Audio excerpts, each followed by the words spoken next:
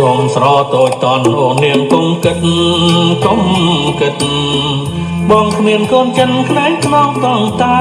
យទាំងកាយវិញ្ញាណផ្ញើនឹងអូនហើយសំឡាញ់បងហើយកុំបារម្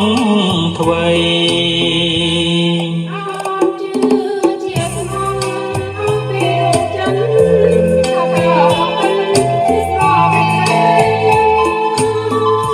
បងខ្លា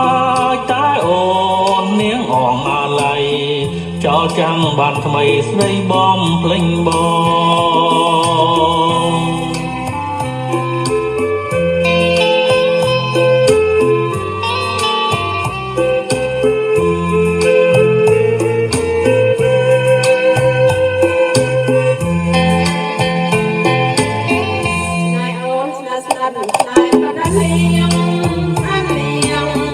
បានស្ដាំសូរសៀងពីរកនឡ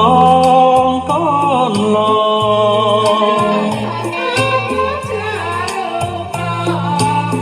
គ្រប់ជាតិបងសងជួបតែស្នេហ៍ស្រី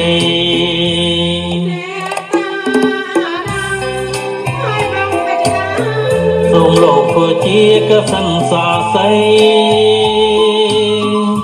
បើយើងទាំងពីរបែកបែកនិស័យកម្មគុំប្រណីប្រឡ័យចុង